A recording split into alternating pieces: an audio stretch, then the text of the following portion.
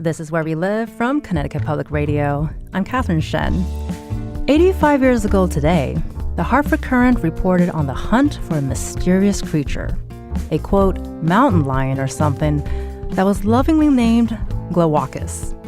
There's been no confirmation of Glawackus' existence since then, in its supposed haunt in Glastonbury or anywhere else in the state. But the tale lives on. In fact, Patrick Scalisi, author of the new book, Connecticut Cryptids, says the Glastonbury Glawackus is part of the holy trinity of Connecticut's most famous cryptids, a trio that also includes the black dog of the Hanging Hills in Meriden and the Winstead Wildman. And joining us now to discuss all things Connecticut cryptids is Patrick Scalisi himself, as well as Valerie Ruby-Omen, who is the author and illustrator of the new book, Connecticut Cryptids, a field guide to the weird and wonderful creatures of the Nutmeg State. Thank you so much, Patrick and Valerie, for being with us today. Thank you so much for having us. Thank you. So we'd love to start this conversation by giving us an idea of what exactly are cryptids and why is it so important to distinguish them from other sort of spooky, scary creatures like monsters or ghosts? Yeah, when we were writing the book, we knew we wanted to focus pretty specifically on creatures.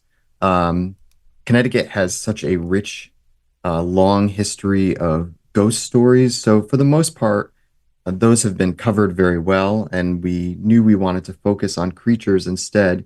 And we turned our focus specifically to cryptids. And a cryptid is a creature that people believe exists, but has never been proven to exist.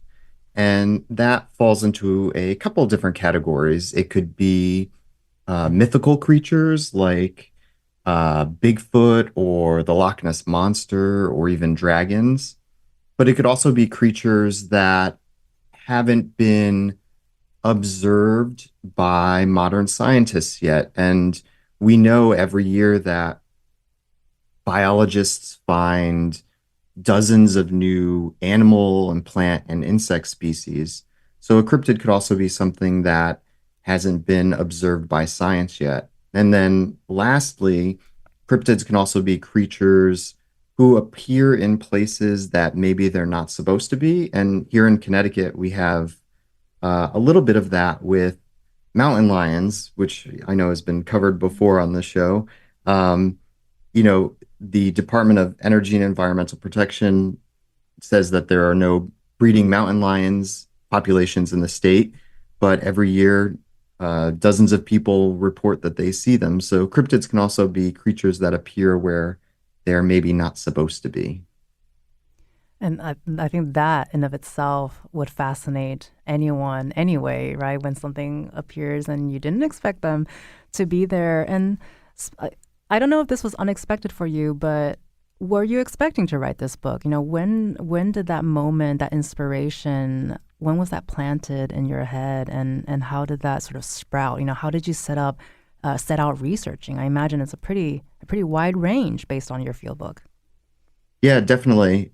I started in late 2020, and I'd always really had an interest in storytelling. I love storytelling, and I love local history, and I love trivia, and I had an awareness of some of the bigger stories from Connecticut, like the Black Dog and Meriden. And it got me thinking, what other cryptid stories did we have in Connecticut? And maybe I could do a project around that. So I started doing the research. I began contacting historical societies throughout the state, asking them if they had any stories to share related to their communities. And as I did the research, it became clear that there was potentially enough information to fill a book. And at that point, that is when I asked Val to come aboard and see if she was interested in illustrating the stories.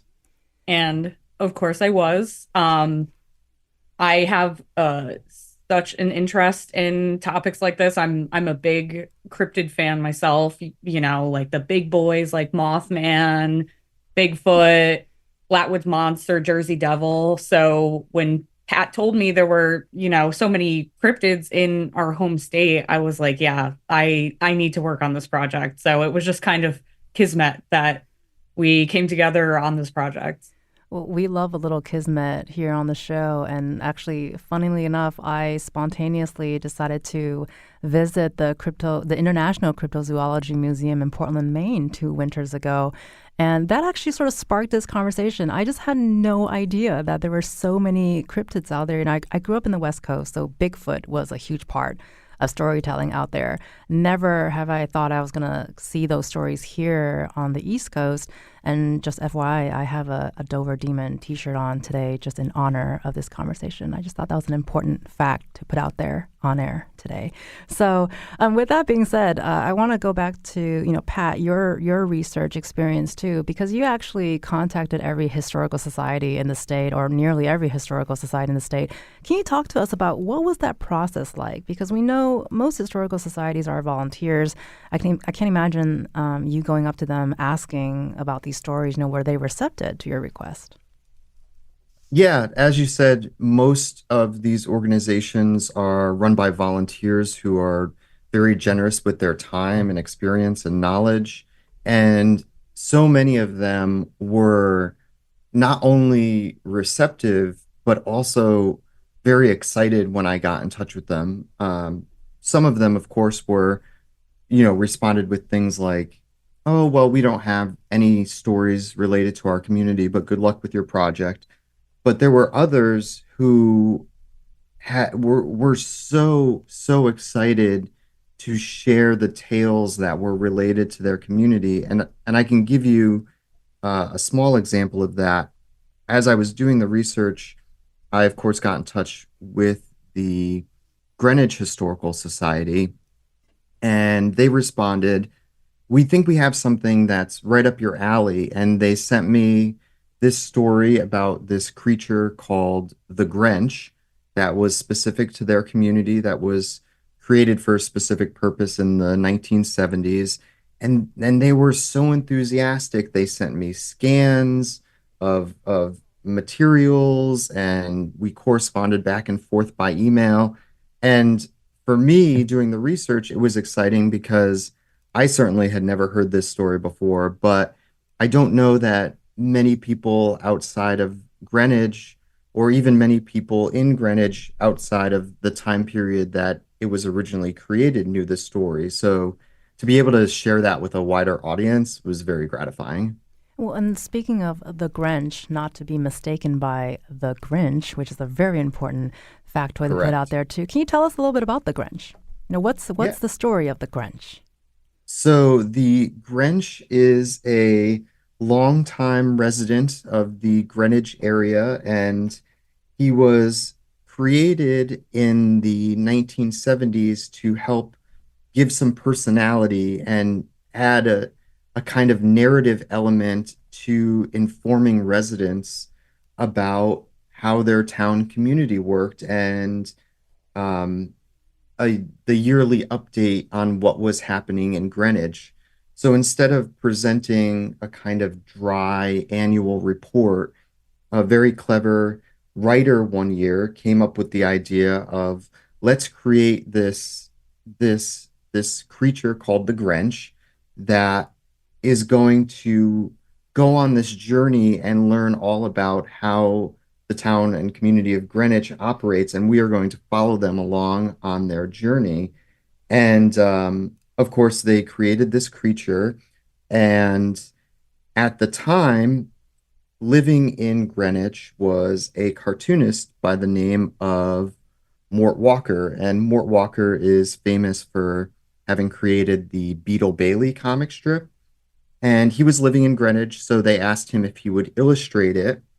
And so he came up with drawings of what the Grinch would look like, and he kind of has a giraffe neck.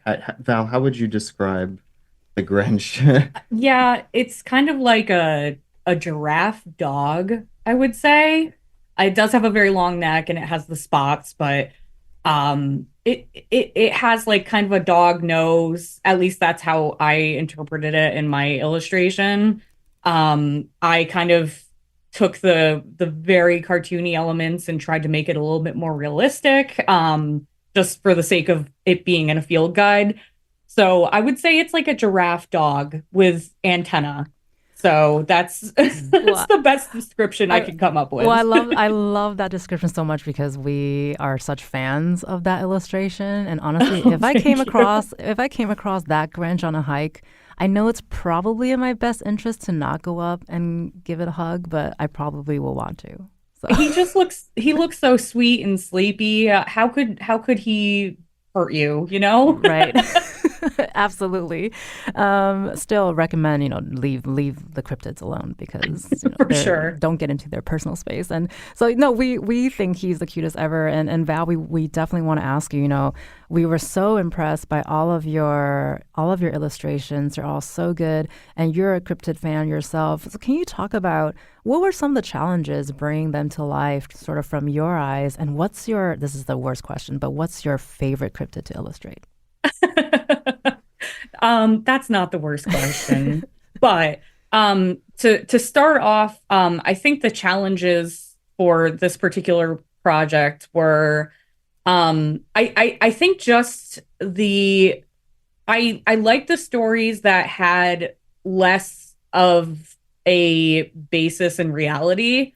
So for example, any like the Grinch, the old Saybrook blockheads, which, they literally are blockheads, very weird, fantastical.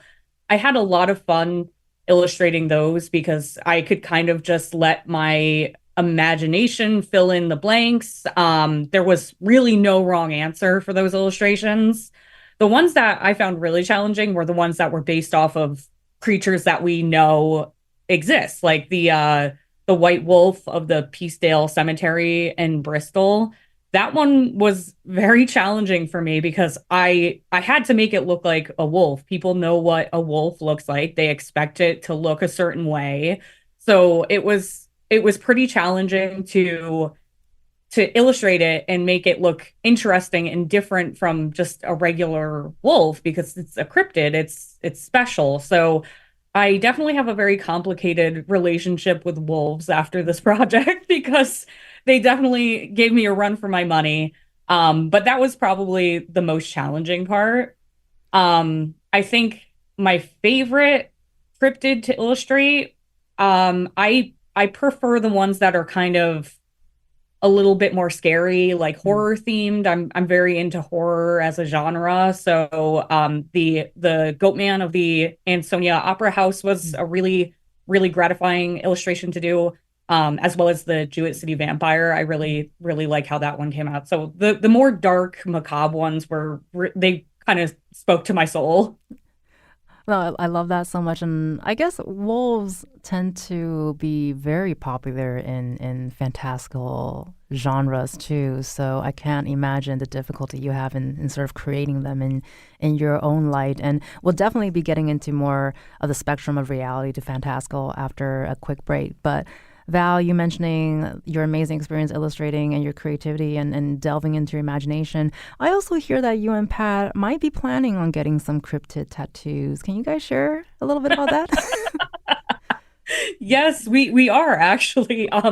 We've been working on this project for almost 3 years, so we thought that we should commemorate it by getting permanent drawings on our skin because why not? Makes sense, totally. Yeah, so we wanted to get the illustrations for the Naga as tattoos because we both live in Naugatuck, so we thought it would be cute to have, little matching Nagas as like friendship tattoos and just to commemorate the commencement of such a massive project.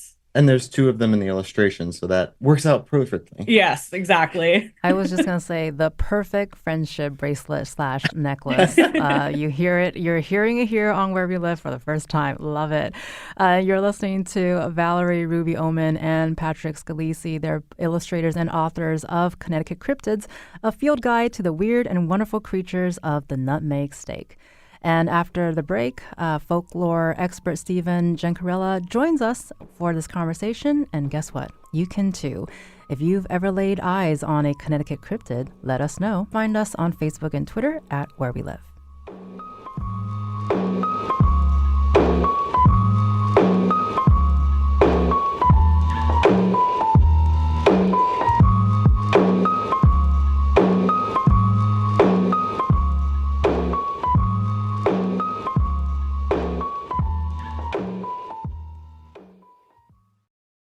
This is Where We Live from Connecticut Public Radio. I'm Catherine Shen.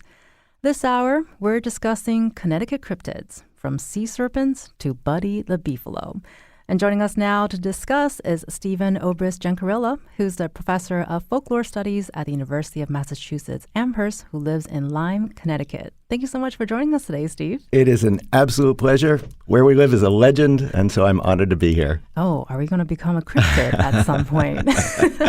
And still with us is also Patrick Scalisi and Valerie Ruby-Omen, who are authors and illustrators of Connecticut Cryptids, a field guide to the weird and wonderful creatures of the Nutmeg State.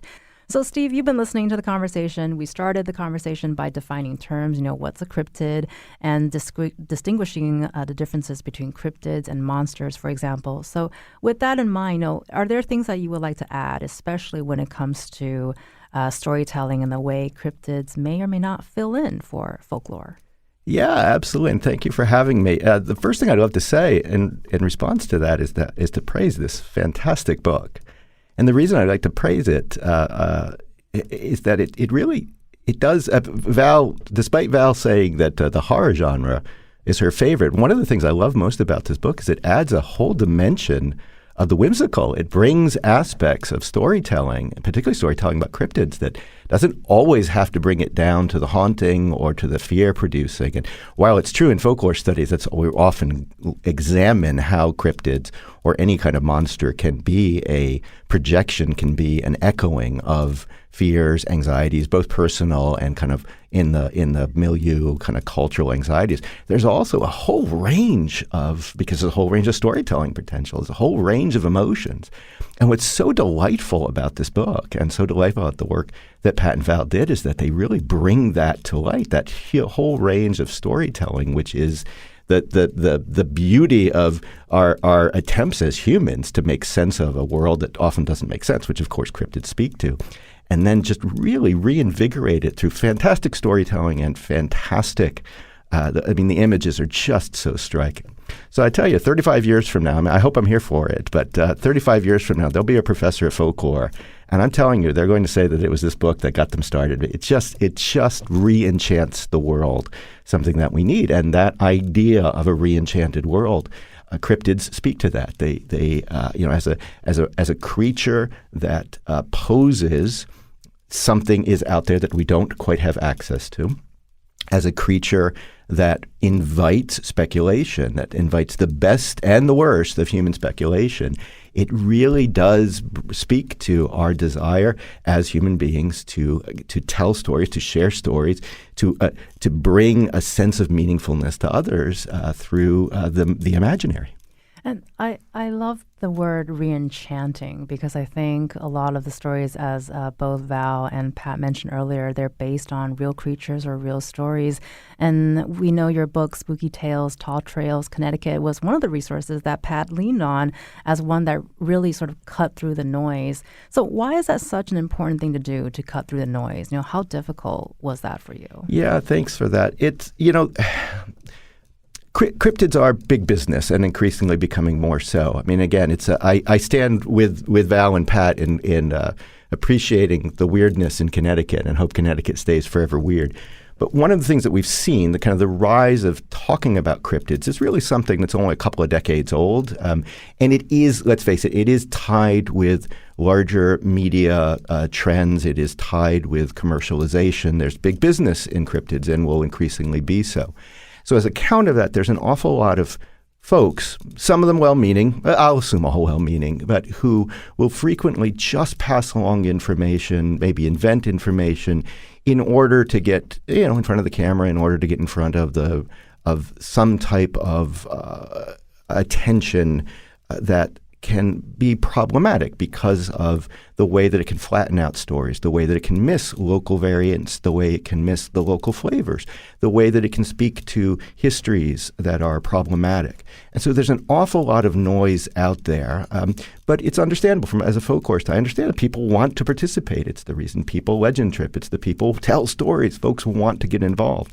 Problem with that is it begins then to start to escalate very quickly into, again, I know it sounds strange to look for consistency in stories about fantastical creatures, but it can really explode into a lot of misinformation, even kind of anti-science perspectives. And that's something also that I really love about the work that Pat and Val have done, is that they have taken on an awareness of the power of story. They follow the stories through, but do so never really insulting the scientific perspectives, the scientific practice, and also recognizing that sometimes we know we might be fibbing a little, and that's the beauty of telling stories. We know that sometimes the fantastical is just the fantastical. You don't need a body.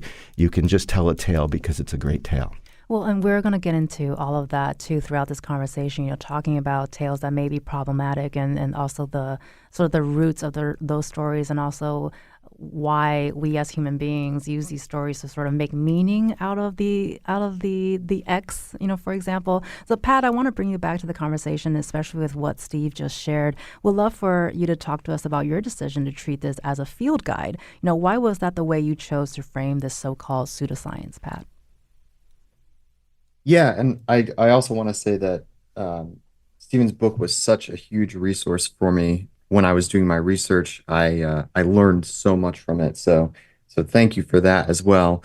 But I felt like the field guide aspect of it would let folks go out to the places where these stories were from or had taken place, and hopefully learn a little bit more about those places. Like if you're from part of the state that this story is from, maybe you had never heard it before, or maybe you had heard it, but you didn't know specifically where it had come from. So I really hope that folks read it and use it as that kind of field guide to maybe learn something new about a community that they live in, or a community that they visited, or maybe another part of the state that perhaps they're even less familiar with. Well, and I love that idea too, because I think that that's inspiring me to want to use it as a field guide and go hiking in these areas that I don't know if it would ever come on my radar. And Pat, your descriptions of these cryptid critters are as journalistic as they are extremely playful at times. And we'll definitely get into some more examples after a quick break, but I want to speak on the tone of the field guide. So with that perspective in mind, what was your goal as far as keeping hope alive, but also being realistic about the range of reliability here when we were talking about cryptids? I think I've always said that I'm kind of a skeptic when it comes to cryptids. Do they really exist? Are they out there? It's something that I would probably need to see to believe. But there's also things in the book that don't have such a clear explanation, that we're not sure where they came from or what happened in a specific circumstance. I read a great quote in another book on this topic that I'm going to paraphrase here, that it said essentially, it doesn't matter if the creature exists, it matters that the story exists. And I just absolutely loved that so much because, like I said earlier, I love the storytelling aspect of it. And as long as we're repeating the stories, we're keeping it alive in some way.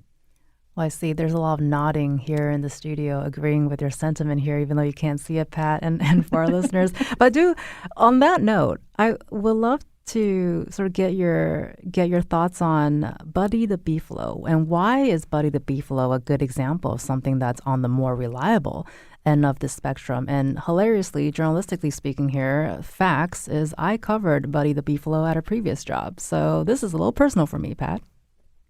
Yeah, Buddy is such a great story.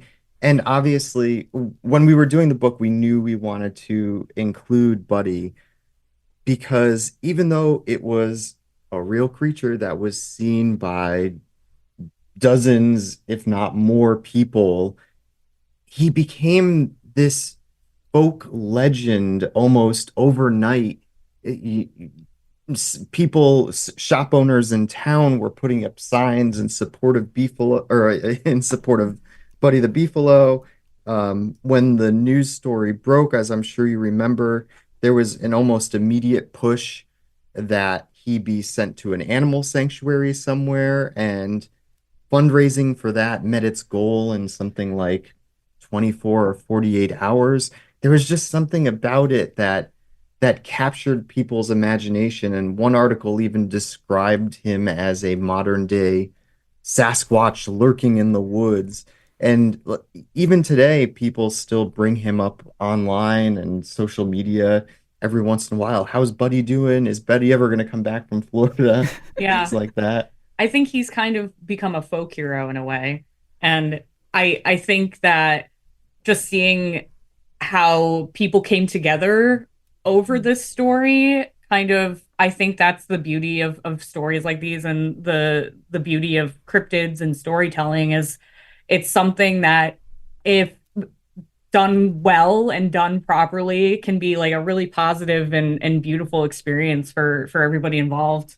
Well, and I think the ultimate beauty of the Buddy story is he captured our imagination by trying to not be captured. Absolutely. And Steve, Pat and Val both talk about sort of the wide range of reliability, right, when it comes to these stories, without really raining on the reader's parade. And we'll talk more about sort of the more problematic stories that has its own chapter in the book after a break. But I want to talk about, too, why is this broader question about tone and context such a delicate one to consider when we're talking about these kinds of storytelling? It really, again, speaks to, we have a history of discovery that, of course, is tied up, not to be too professorial, but it is often tied up to ideas of Connecticut itself, that is colonization, that is how people understand other people coming in. When we see some of the cryptids that appear briefly and then kind of disappear, they often can be mapped out to immigrant populations, bringing their lore from other places and trying to give them new life in a new place. And so the drama of all folklore, of all folk narratives, is the drama of different cultures interacting through time, sharing, disputing, seeing things rise, seeing things die out. And that is perfectly dramatized in this idea of the cryptid, of that which is in some ways cannot be seen, and yet we always are trying to see from there. And can you talk about, too, where does folklore fit into this conversation? Yeah, folklore, the beauty, so let's take Buddy again as an example, right? I mean, Buddy is still alive. There are still people who, including here in the studio, who have some familiarity with him.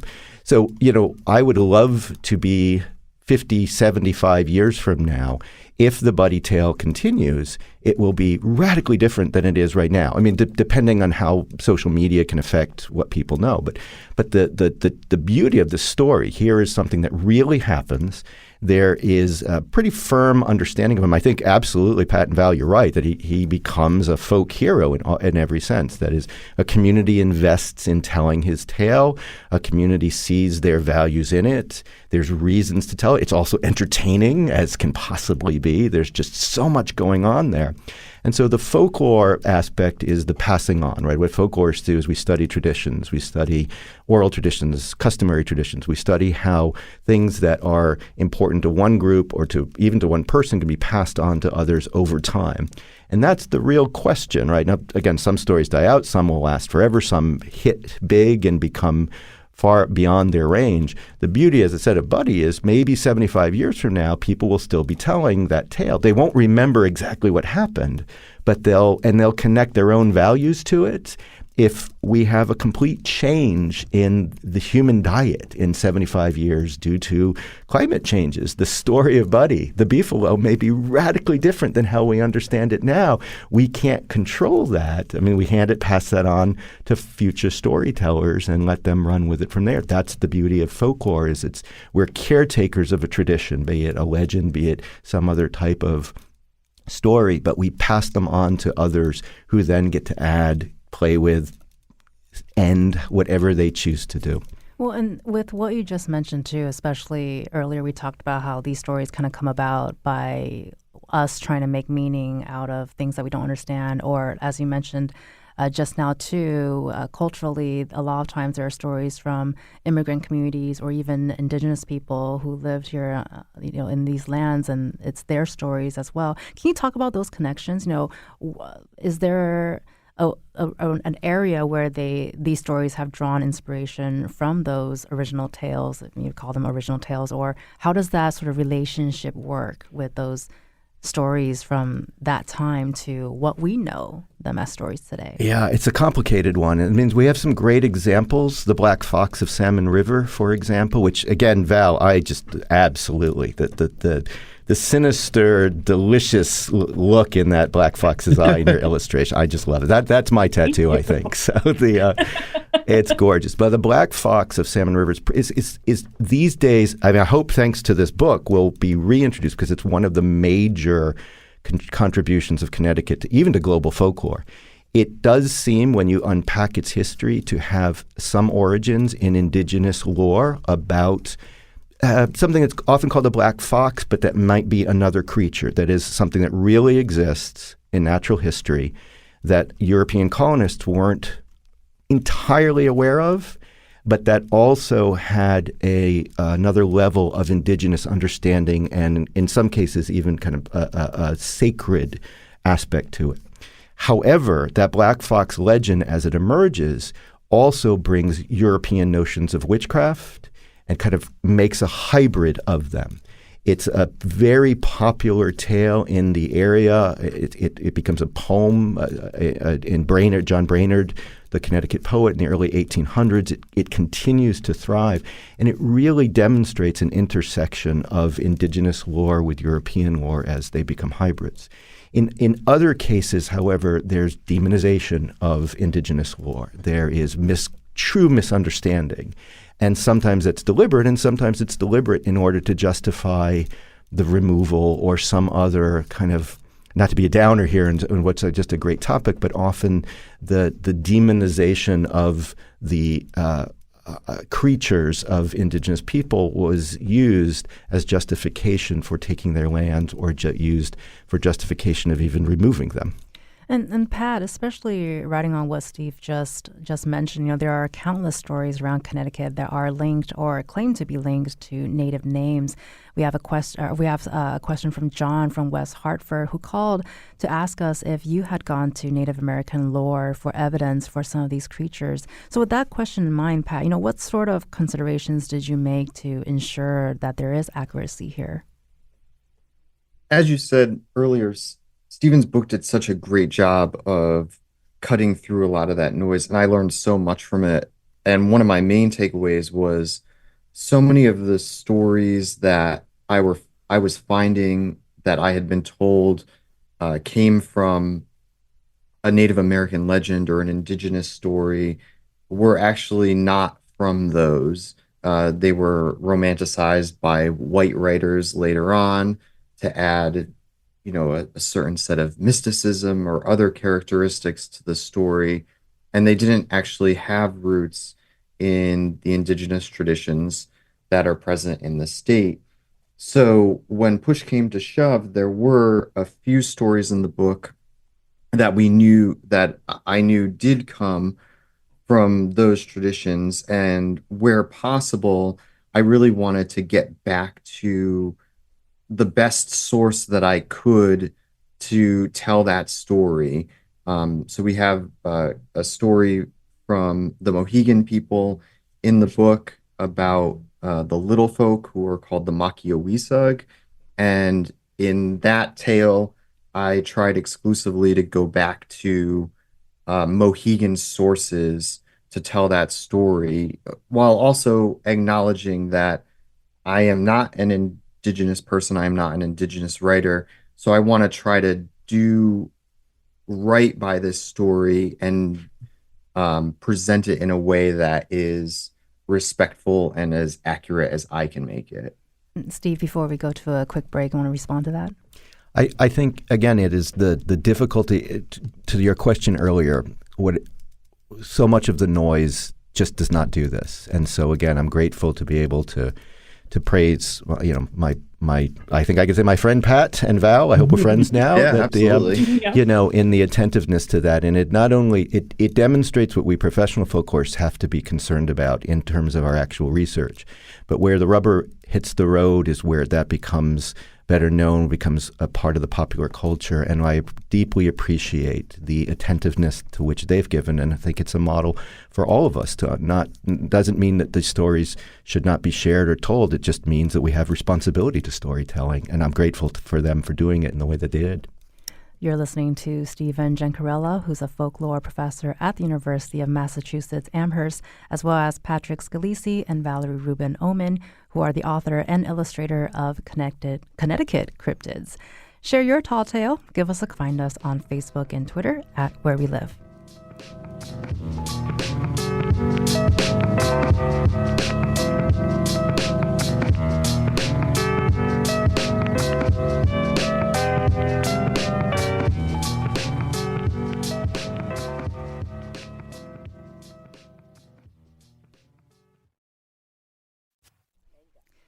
This is Where We Live from Connecticut Public Radio. I'm Catherine Shen. Bigfoot and Nessie and Glawackus. Oh my.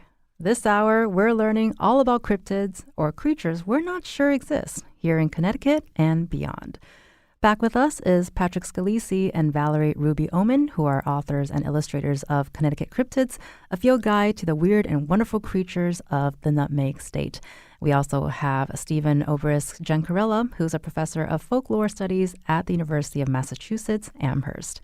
So, Steve, I want to jump to you real quick here. Sea serpents are a centerpiece of Pat's book. And so can you talk about why do you view these as sort of the monarch of New England cryptids? Yes, the sea serpent. The beauty of the sea serpent, it really is not just a Connecticut, it really is, it's often called the Great New England Sea Serpent. And there are stories of this kind of monstrous serpent that, again, are pre-colonial indigenous. We know that they were telling tales. Of course, European colonists brought their versions of this. So the beauty of this is that you can get to the very local, right? So a very local sighting of a sea serpent in a river here in Connecticut can echo out to an international folklore that can have been passed on for centuries. We also see in the sea serpent the kind of cultural movements, right? So some of the earliest stories have to do often with people who are going off fishing, who are going off whaling, who may never see their loved one again. And that collective fear of the ocean, of death in the depth is attached to that. Over time, we begin to see sea serpent lore in Connecticut that correlates with the discovery of dinosaurs, with debates at Yale as to whether, well, wait a minute, if these things existed, we know from fossil records, could they still be out there now? And so it gets wrapped into our understandings of natural history and the progression of science. And then the big thrill for me was the finding out of their attachment to tourism and to rising tourism industries. And we often don't think of tourism in Connecticut begins in the 1800s. And so you could find, Pat and Val, I'm sure you know this, right? You could find hundreds and hundreds of advertisements in newspapers throughout Connecticut saying, we have the best view of the sea serpent, right? The first sightings of the sea serpent. And nobody's seeing anything, but everybody loves it and participates in it. Val, the Connecticut River sea serpent version, again, now I have a new tattoo because that is just so gorgeous. I'm going to have everything tattooed on but the beauty of that story is it appears in 1886, right? And so there are stories of it being spotted in the Connecticut River. What I love is that just a week earlier, it had been spotted in the Hudson. And there was no way, there's tourist dollars on this. There was no way Connecticut was going to let New York they can have Babe Ruth later, but we're keeping our sea serpent now. And so it really is a kind of open vessel for all of the anxieties and ideas of the time. It speaks beautifully to what cryptids represent, to the intersection of knowing and not knowing. And for that reason, and for its kind of just longevity, it really is in many ways the monarch of New England folklore's monsters. Well, and I think it's so funny that you mentioned that sort of tourism, the idea of tourism and ads for it started in the 1800s, because in present day, I was just in Portland, Oregon recently, and let's talk about the Bigfoot capital of the United States with all of the Bigfoot merch that you can think of, with literal Bigfoot crossings at intersections. So I can certainly appreciate that as a modern person today. And Pat, Steve mentioned sea serpents. Val mentioned dragons earlier. I also want to talk about the Fairhaven dragon. But these are all very different cryptids, right, Pat? Correct. This was such a fun story to discover. The Fairhaven sea dragons, when the first European sailors arrived in what is now New Haven and Fairhaven, they reportedly saw these creatures that they hadn't seen before, that they couldn't explain. And we know today that they are harbor seals, but the sailors at the time assumed that they were sea dragons. That was the most plausible explanation. So the sea dragons that they saw, short of just becoming this great story that we're talking about now, ended up having this absolutely profound impact on the area of Fairhaven. Fairhaven was originally called the Village of Dragon or the Port of Dragon, and things were named Dragon in and near that part of town. There was the Dragon Bridge and the Dragon River, and businesses were named that. And it wasn't until later that the name was changed to Fairhaven. And even for a little while after the change, in this kind of transitional period, it was called Fair Dragon. So it ended up having this absolutely huge impact on the history of the area, just because folks saw something that they couldn't explain or hadn't encountered before. And Pat, we mentioned earlier that you have a section towards the end of the book that's dedicated to problematic cryptids. And one very common question that you wrote you would get was about your decision to omit the so-called melonheads from this discussion. Can you talk about that decision? Definitely. It is a question that we get asked a lot, and I feel like in conversations about Connecticut cryptids, that's a story that comes up very often. As we did research into it and looked at the story, we realized that it's not really a nice story. It has to do with, most variations on the story have to do with people with intellectual disabilities who were possibly living in a group home or in a institutional setting, who then escaped into the woods and became wild. And like I said, it's just not a very nice story, to say nothing of the fact that, they don't really fit the parameters of the book, in that they're humans and not creatures. And I think when a lot of people like to tell the story, but when you point out to them, it's not really a nice story to repeat, they kind of pause for a second and say, oh yeah, you're right. It's not really a nice story. What would you add to that, Val? Yeah, I think that, I think these stories come from a place of fear. I think it's the fear of the unknown, something that we don't understand. And I think that's why, people with disabilities or, people of lower income, different ways of living sometimes get demonized like this. And I think that it kind of just becomes such a commonplace thing in our interactions and our storytelling, that I think it's shocking to people to really look at it and go, oh my goodness, yeah, that actually really isn't a nice story. That's not really a cryptid. I think it's definitely shocking for some people, but it just kind of speaks to how ingrained that is into our society and our interactions. So Pat and I were definitely really conscious about not perpetuating that in this book. So we really, really tried to be sensitive to that.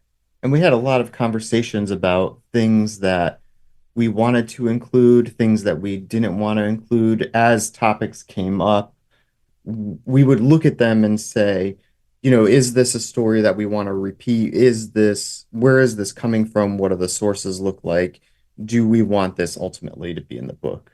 Yeah, there were a couple ones that were very violent, especially towards like animals and things like that, that we decided to omit from the book as well, because they just were not pleasant stories that we felt like continuing. We've got about a minute and a half here, but I got 3 really quick questions for all 3 of you. So we're going to power through this real quick like a cryptid. Pat, what would you say are the true Connecticut cryptids? I would say the Black Dog of the Hanging Hills. The classic. The classic. And Val, we know you made Bigfoot the ultimate Connecticut cryptid through your illustration, but what cryptid would you say deserves to be on the state crest? I think I would have to go with the Black Dog as well. I think that one's the most well-known and legendary. All right, double Black Dog over here. Sounds like a plan to me, actually. And Steve, why do you think so many of us are drawn to these creatures? Is this sort of like an X-Files, I want to believe situation? Very much so. Again, even, it is a way to invest oneself into it. It's akin to what we call legend tripping, where people go to the sites to become a part of it. And so some of this is the desire to be the caretaker, to be the person who has the tradition for a while. And that investment it can be problematic. I'm grateful for the ethics that Pat and Val brought to the matter, although I have to speak up for the Glawackus as our state our state cryptid. That's a good argument to make too. But the desire to invest and to be a part of it is, again, what is most deliciously human in storytelling, and particularly when there are unknowns, it means that no one can absolutely claim certainty, which fuels the ability to add your own perspective. Well, obviously, we're going to have to get some brackets in to figure out which cryptid deserves to be on our state crest as a follow-up soon. You've been listening to Ulbrys Gencarella, who's a folklore professor at the University of Massachusetts Amherst, as well as Patrick Scalisi and Valerie Ruby-Omen, who's the author and illustrator of Connecticut Cryptids. Thank you all 3 for being on the show today. Really appreciate your time. Thank you so much for having us. This was wonderful. Thank you so much. I'm Catherine Shen. Today's show is produced by Katie Pellico. Our technical producer is Kat Pastor. Download Where We Live anytime on your favorite podcast app. And thank you so much for listening.